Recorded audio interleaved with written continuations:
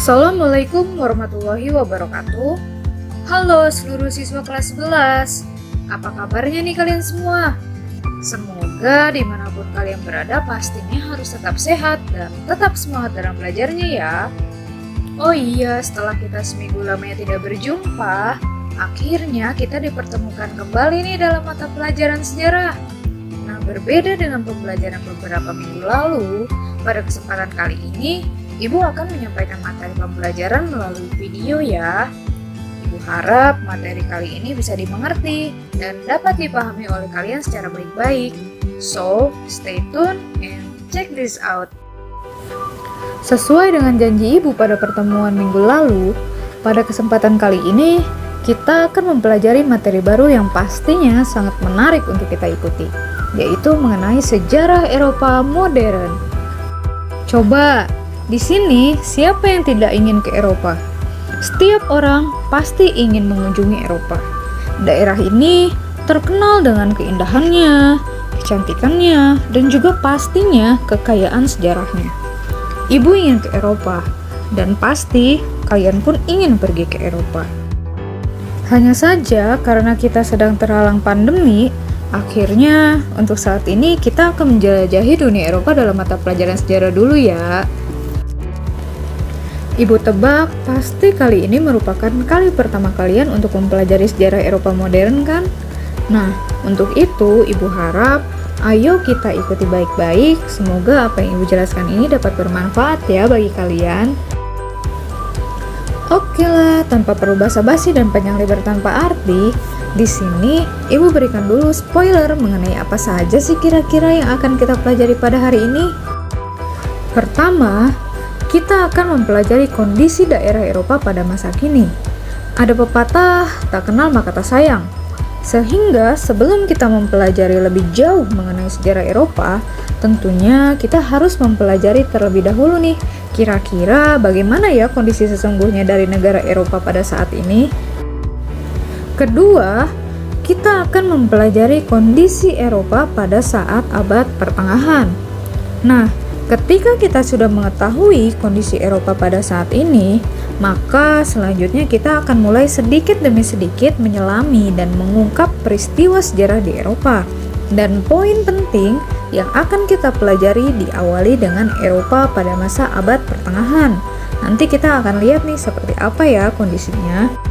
Lalu dan yang terakhir, ketika kalian sudah mengetahui kondisi Eropa pada masa abad pertengahan, maka kita akan melihat pula kira-kira bagaimanakah Eropa mencoba untuk berubah dan bangkit menjadi sosok daerah yang menciptakan era perubahan dan juga era kemodernan.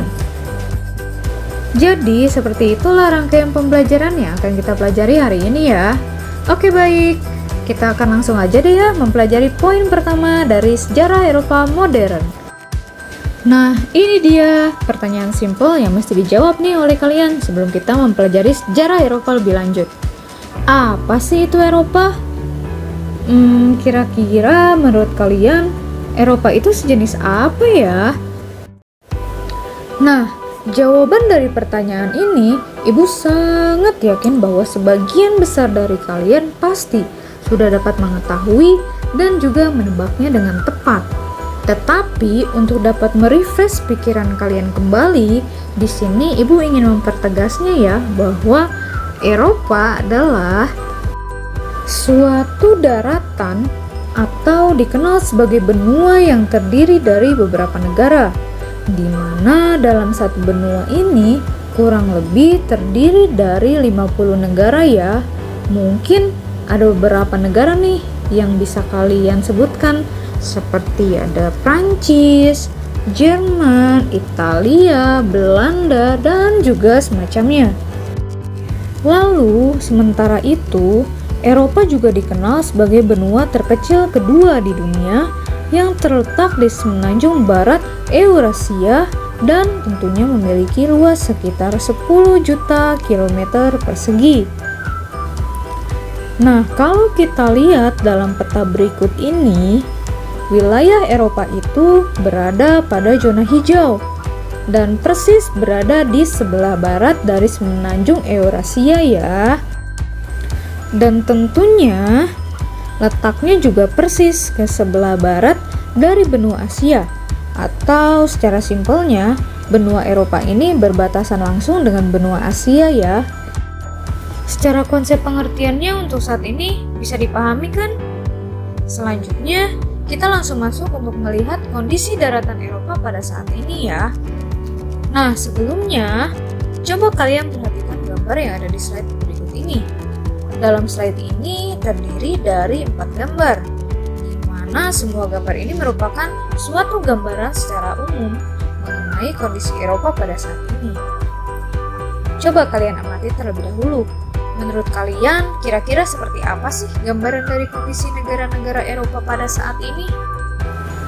Kalau menurut versi Ibu, Eropa saat ini merupakan suatu benua yang bersih, indah, dan terawat. Kalau kalian pernah menonton video atau melihat vlog seseorang yang sedang jalan-jalan ke Eropa, ataupun ada seorang yang tinggal di Eropa, pasti kalian dapat melihat kalau daerah Eropa itu bisa dikatakan sebagai daerah yang menawan.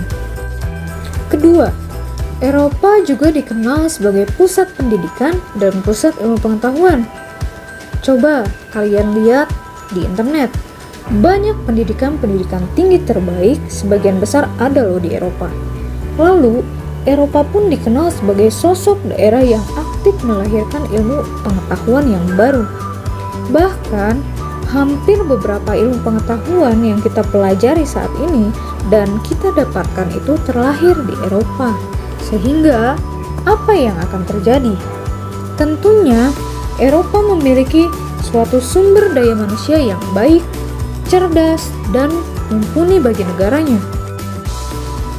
Terbukti pada poin ketiga ini, daerah Eropa mampu melahirkan atau menciptakan teknologi-teknologi yang maha canggih dan bisa dimanfaatkan oleh masyarakat di seluruh dunia, entah itu dari teknologi industri, elektronik, ataupun otomotif.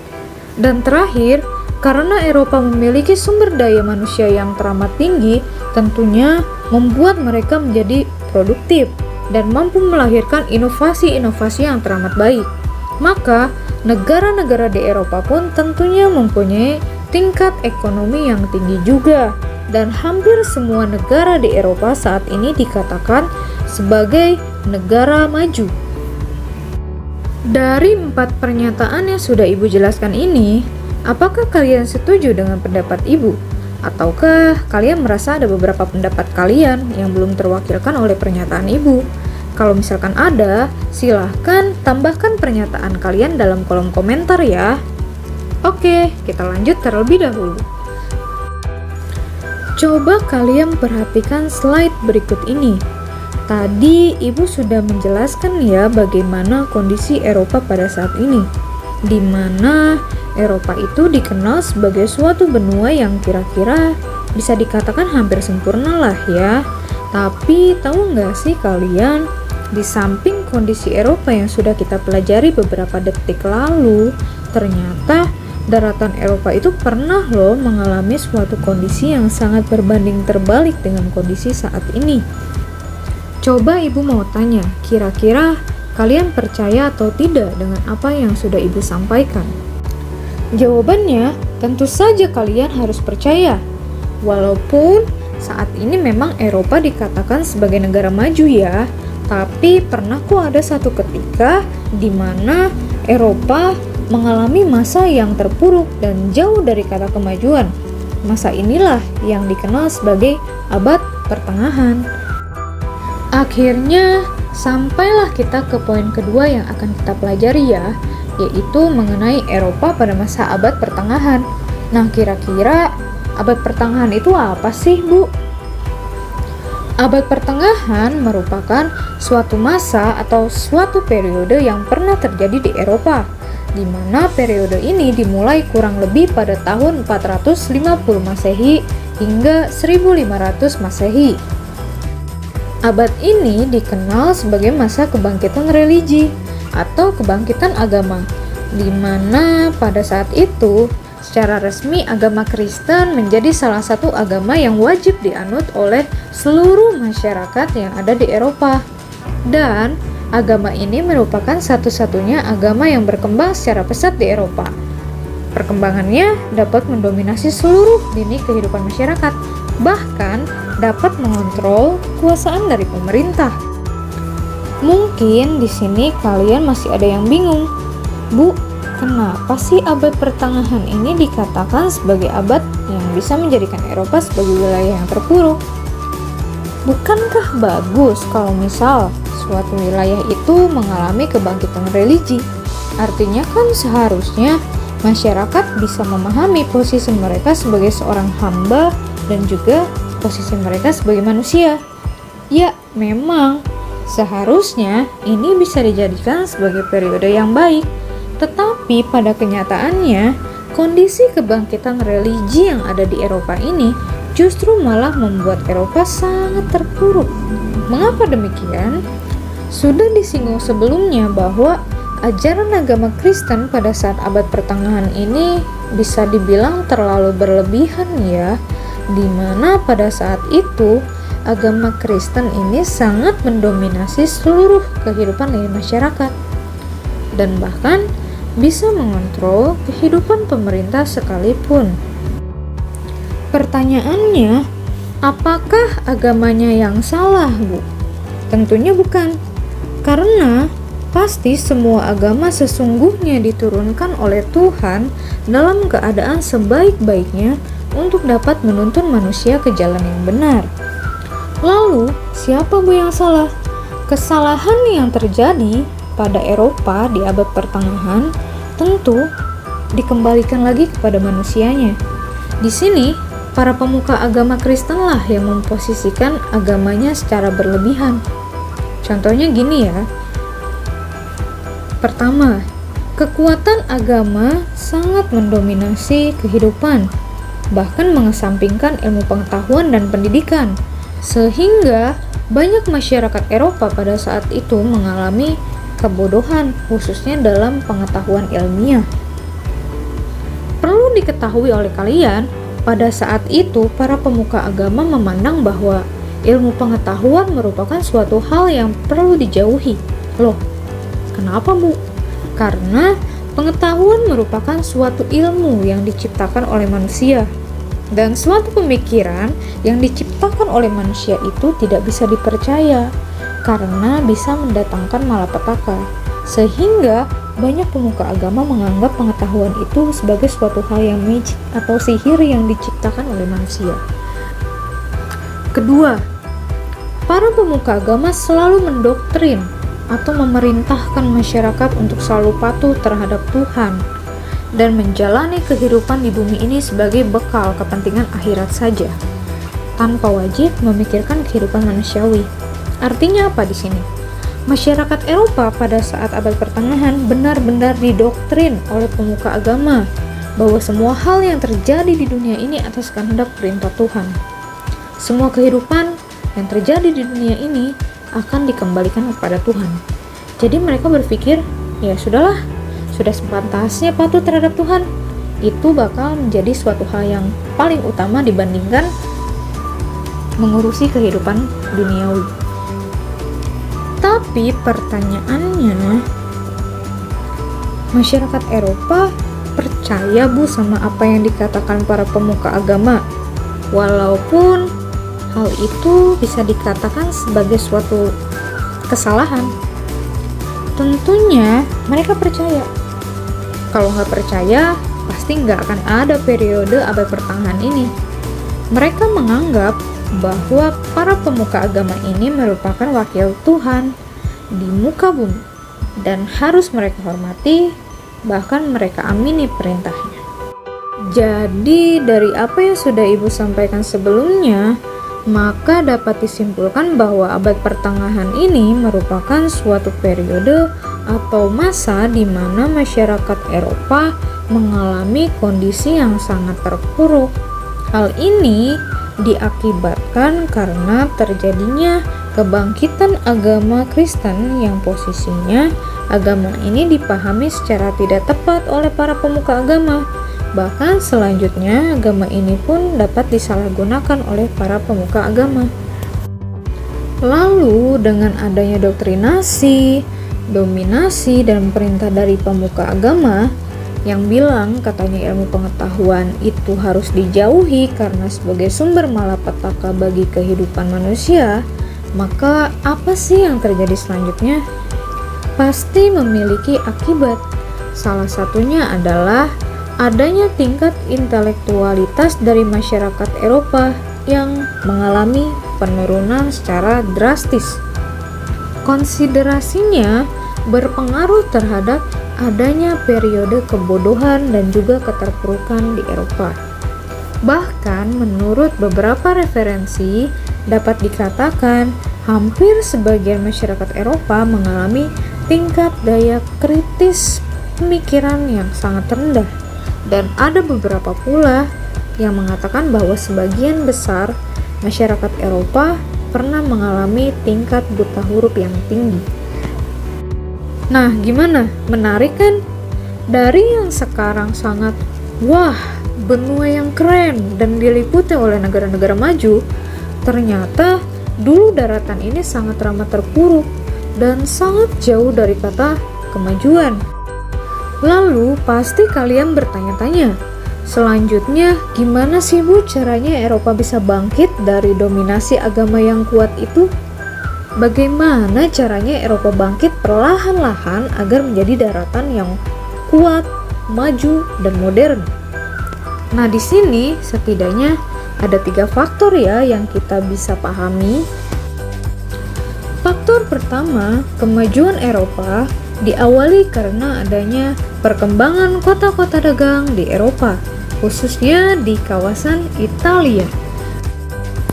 Dengan adanya pusat-pusat perdagangan ini, maka terjadinya proses interaksi dan tukar pikiran antara satu daerah dengan daerah lain, yang akhirnya membuat pemikiran dari orang-orang Eropa itu terbuka bahwa dominasi agama yang mereka miliki itu adalah suatu bentuk kesalahan. Faktor kedua, yaitu tumbuhnya peradaban Islam. Seiring dengan keterpurukan Eropa pada saat itu, ternyata di belahan dunia lain justru ada satu peradaban yang sangat pesat, yaitu peradaban agama Islam. Pesatnya agama Islam ini menjadi satu motivasi tersendiri bagi orang-orang Eropa untuk bisa mempelajari ilmu pengetahuan seperti apa yang dimiliki oleh peradaban Islam.